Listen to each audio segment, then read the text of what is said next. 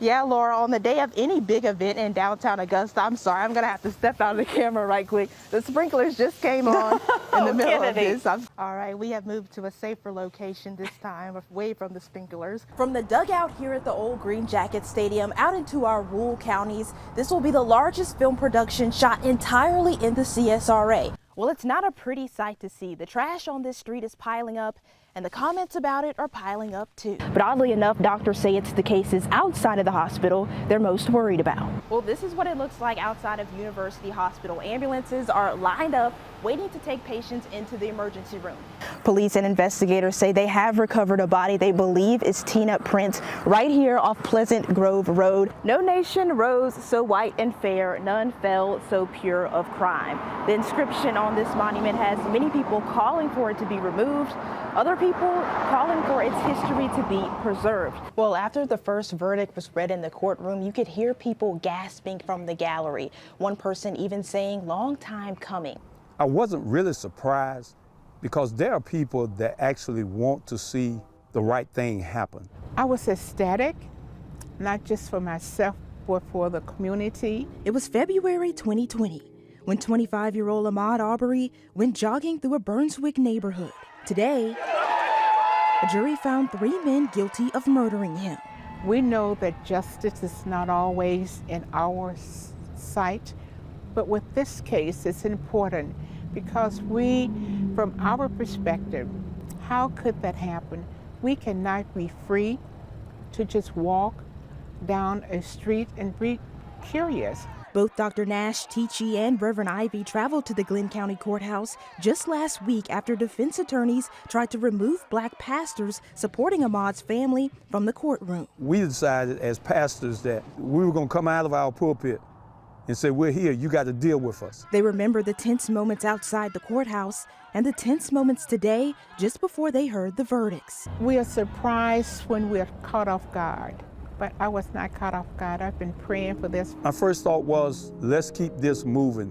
Our nation needs to have some faith in our judicial system. Justice, something they say hasn't always come into fruition. So you're satisfied this is justice? Justice would have been that he never was murdered. That would have been justice. But to hold the people accountable for his death, I think that is, to a degree, justice. He was a wonderful soul. He and I shared a lot of laughs and a lot of smiles. Willie Walker was a veteran living on the streets of Augusta.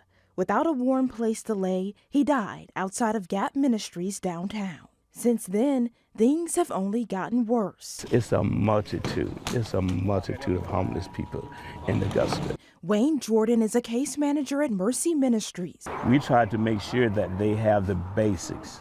But lately, providing those basics has been a challenge even for those trying to help. The resources are not there yet in this city for us to be able to provide everything that's needed. Compass for Hope has been feeding more than 200 people every Sunday. We're seeing veterans, we're seeing senior citizens, we're seeing family units, lots of single moms. Families now that's being put out of their homes, homeless and nowhere to go.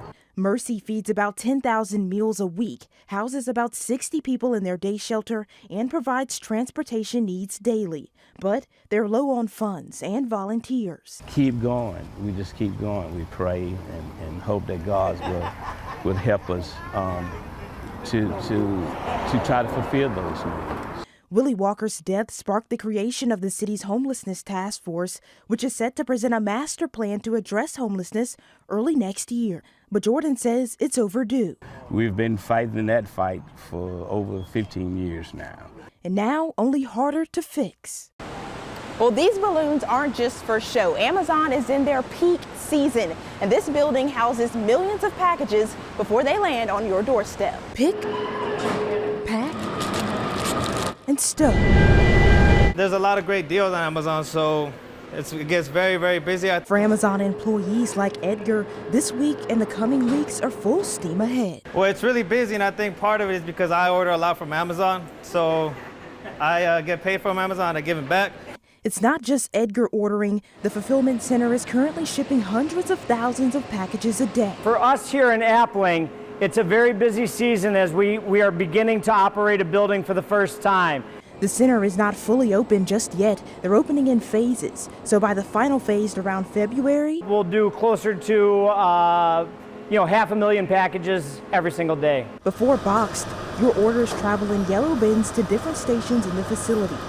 Orders flow with the help of more than 9 miles of conveyance belts, hundreds of employees, and more than 4,000 robots. As we get orders in, we're able to pick those orders out in the exact same day that our customers are getting them, which allows us to ship it to our middle mile building down the road and get it to our customers the very next day. From the middle mile building, packages are placed on trucks and sent to you. Supply shortages aren't a concern either.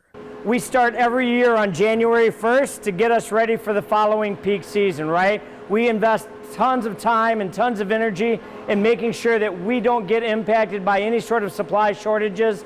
Kennedi Harris, on your side.